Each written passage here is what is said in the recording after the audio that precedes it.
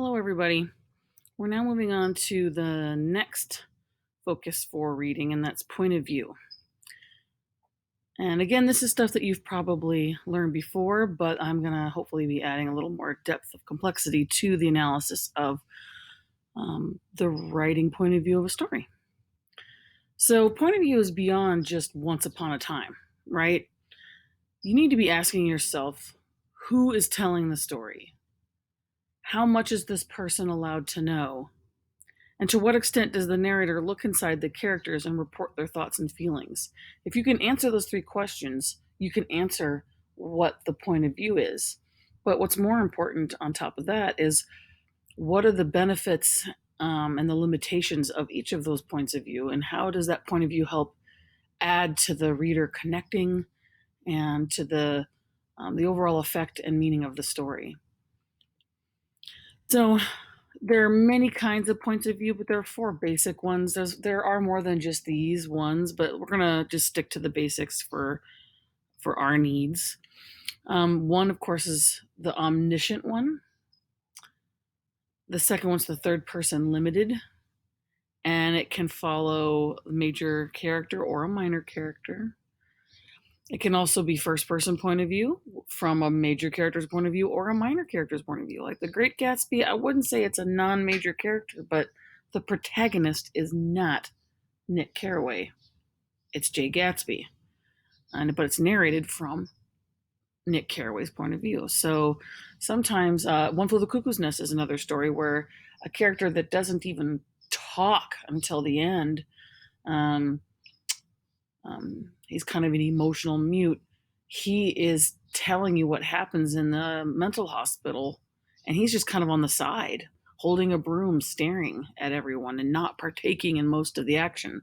So he's a minor character, but he's telling you about what's going on. So, and then there's second person, which is rare but really cool. We might read a story in second person this year. Depends on time. It's a wonderful short 6-chapter book that's really neat, but it just all depends because everything's kind of limited this year. Let's start off with omniscient. Now, this is a third person point of view in that it is not a character, right? It's like a god that has unlimited knowledge and presence and is usually not a character, right? It's just this kind of telling you everything in everybody's heart, right? And can interpret and comment as much or as little as they want. So it's a very liberating point of view, but it's also not as very connecting emotionally, right? So you are able to do a lot with it because you can go into everybody's mind like a god, but you're also kind of detached, and it can actually hurt the story, make it kind of cheesy even, or ruin things. You have to be careful with how much you show, because if you have no element of mystery or suspense at all, it can lose its interest, right? You want to know everything's boring, so you have to be careful with that one. But if it's used skillfully, it really helps you kind of achieve both simultaneous breadth and depth, so you're able to see a lot and understand a lot through the all-knowing eyes of the omniscient narrator. But you're in constant danger. You can come between the reader and the story in a way, like kind of an emotional block. You're causing distance between the reader and the characters. There does seem to be this kind of veil that you can kind of feel, as opposed to a first person point of view where you feel super connected to the narrator. And the continual shifting of the character viewpoint can cause a breakdown in coherence or unity. So you have to be really careful that it makes sense. Just switching all the time can come off badly if not done well. It can destroy the illusion of the reality, right? It can do what's called break that a suspension of disbelief, where you're kind of getting absorbed into the story and being part of it. And if it's not done well, it can rip you out of that, and it kind of hurts the story being effective. So it's the most liberating, but it has the most responsibility, I guess, like a god, right? So there's also third person limited, which is also a non-character, but it's following one character generally, or at least one character at a time. Harry Potter's famous for this one. It tends to follow Harry, but can follow other characters. And we kind of know what's going in their hearts, but it's mostly following Harry. But it's not a character, and it does know what's going on with Harry. But it's kind of like this GIF here, like a kind of a ghost that's haunting you, following a character. And they kind of act like subjective truth filters.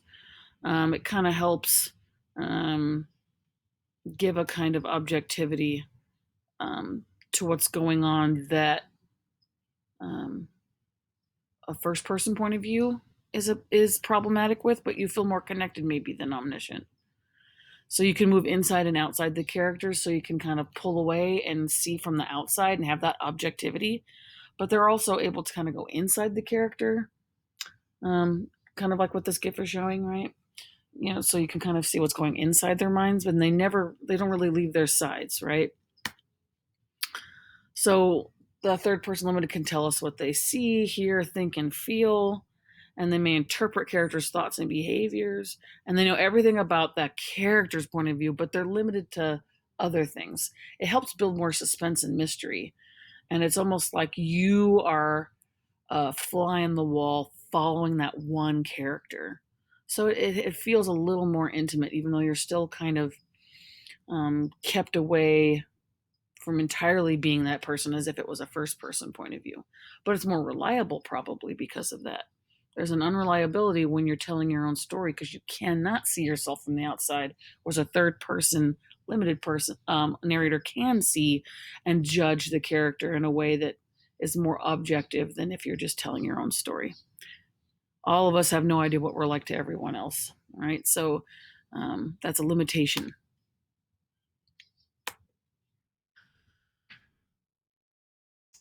So usually third person limited doesn't have direct knowledge of other characters' points of view unless it's like the books from Game of Thrones. If your parents let you read that kind of fantasy stuff, it's a little adult, but um, in that each chapter follows a different person. So and each chapter is named after that person, so it follows several characters and it flip-flops between that. And when it's following that character in that character's chapter, it's only following and only knows what's going on with that character.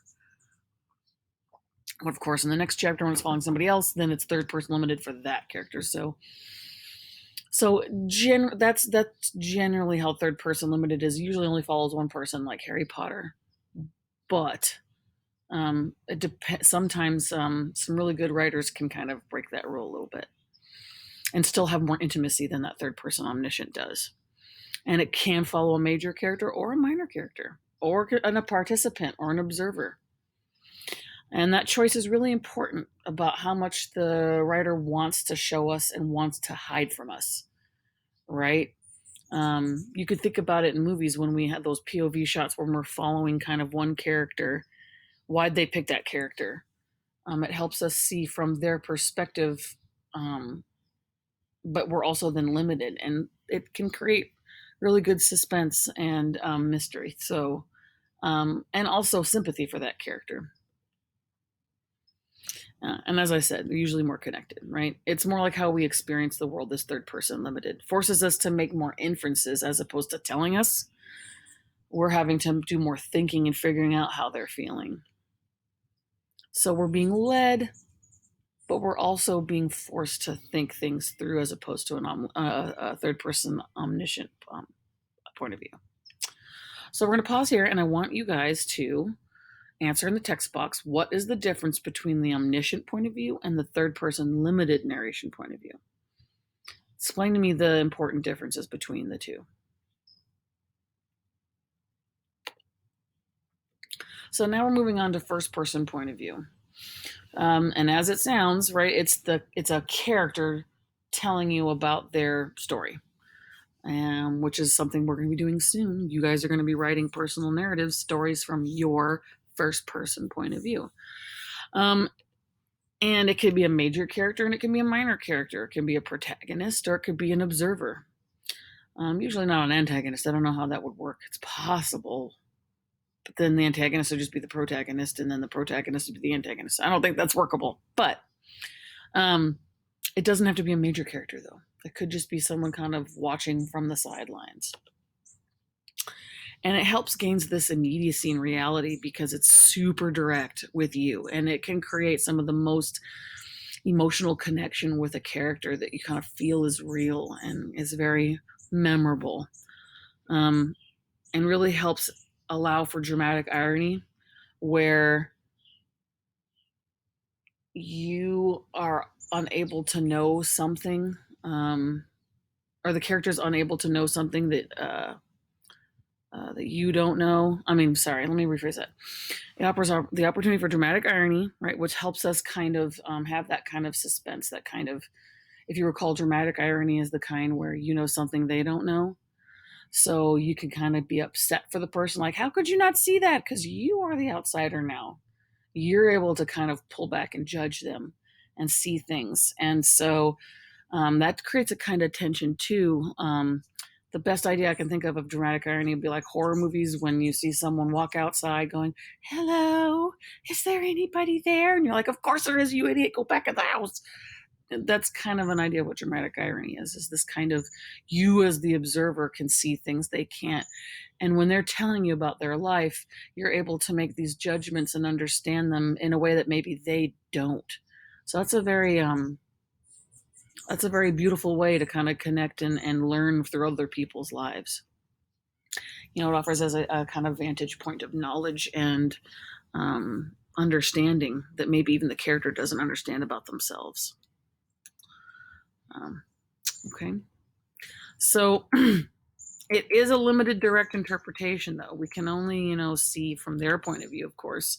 And because it is their story, it's going to be unreliable. We are all unreliable narrators in our own story. Every person that's ever written an autobiography has a limited understanding of their own experience. That's probably why we're uncomfortable watching ourselves on video or listening to ourselves talk, because how we perceive ourselves is not how the outside world does. And when we see that, it hurts. Like there's this show called Top Chef you may have heard of. And in the very first season years ago when you were wee children, this one character who was like the second best chef, who she was like second place and didn't make it. She was pretty awful, competitive in a mean kind of way, and just was kind of annoying and abrasive and just not a nice person. And she had no idea she came off that way. When the season came out, if they recorded it and she watched it, she was truly horrified that that's how she behaved. Like she had no idea that that's what she was like. And it really woke her up and changed her and made her want to work on being a better person.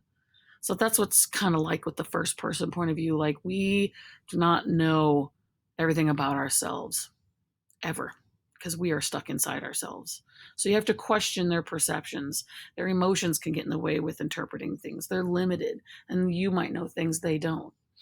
So you always have to question about a narrator being unreliable in its first person point of view. But that it can be cool though. It can add to the mystery and the suspense. Like, does that character really know what's going on, right?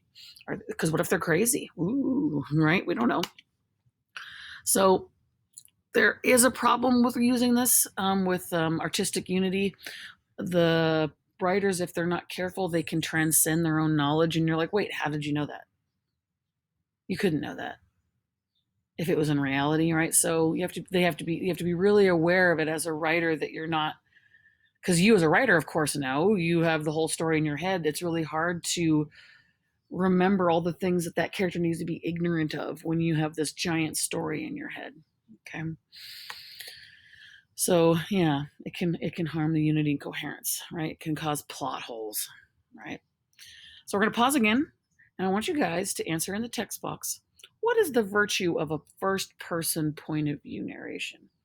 Tell me one benefit of writing in a first person point of view.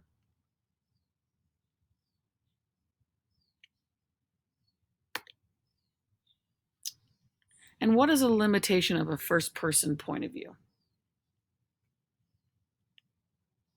Tell me something that's a flaw about that, or could be, right? Something that you can't do with first person.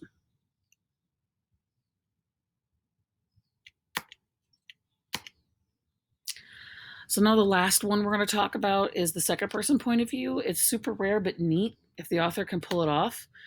It talks directly to you. You are being addressed, you, right? That's what second mean is you. So an example is from a book called Italo Calvino's If on a Winter's Night a Traveler.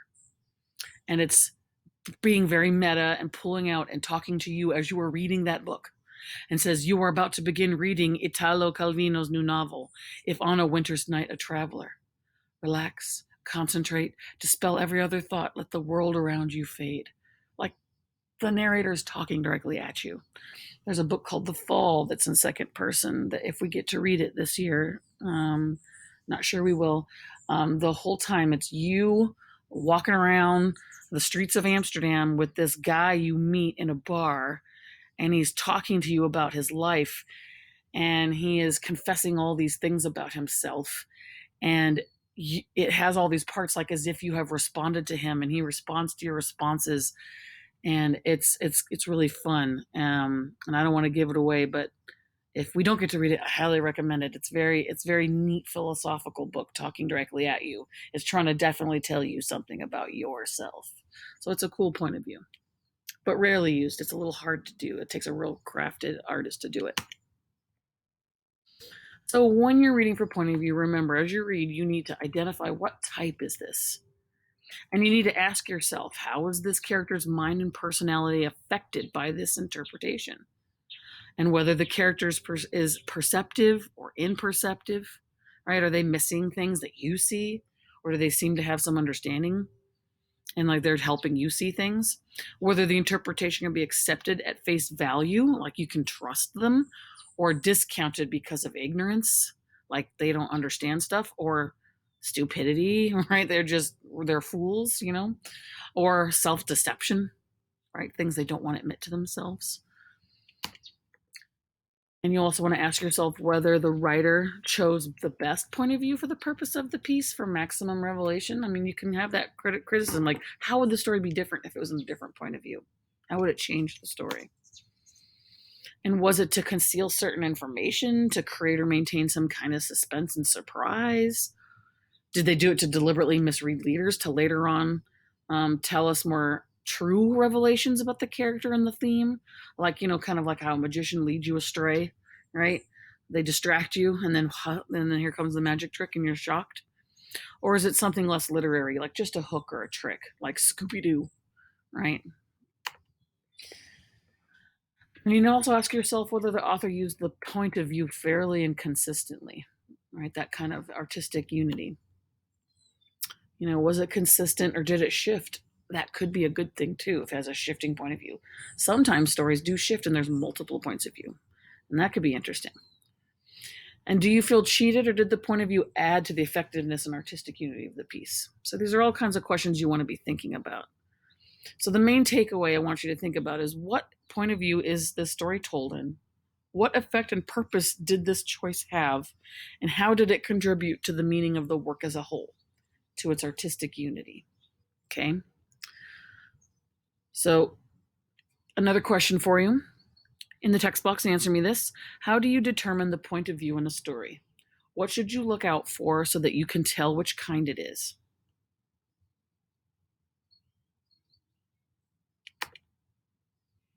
Now a little multiple choice quiz. What point of view is this quote from Harry Potter? Something very painful was going on in Harry's mind. As Hagrid's story came to a close, he saw again the blinding flash of green light more clearly than he had ever remembered it before, and he remembered something else. For the first time in his life, a high, cold, cruel laugh. Hagrid was watching him sadly. What point of view do you think that's in? Be careful. Here's a quote from The Fault in Our Stars. Tell me what point of view it's in. Once we got around the circle, Patrick always asked if anyone wanted to share, and then began the circle jerk of support. Everyone talking about fighting and battling and winning and shrinking and scanning. To be fair to Patrick, he let us talk about dying too, but most of them weren't dying. Most would live into adulthood, as Patrick had.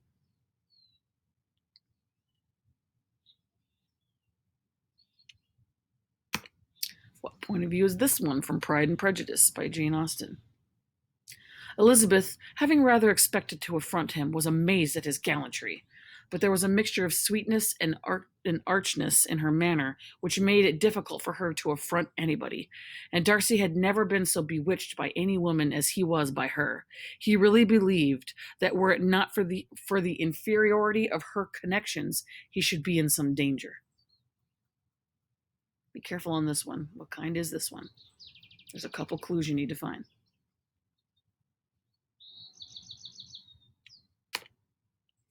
Here's a neat one. Tell me which kind this is. You are she. She is you. You are Essen, remember? The woman whose son is dead. What point of view is that?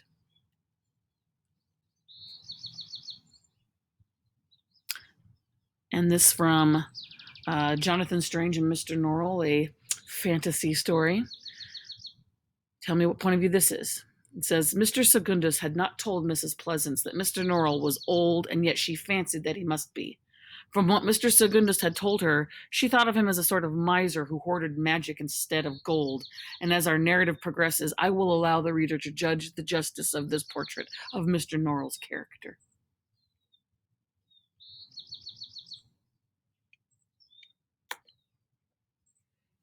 Last one from Moby Dick. What point of view is this? This is the very opening of the book. Call me Ishmael. Some years ago, never mind how long precisely, having little or no money in my purse, and nothing particular to interest me on shore, I thought I would sail about a little and see the watery part of the world.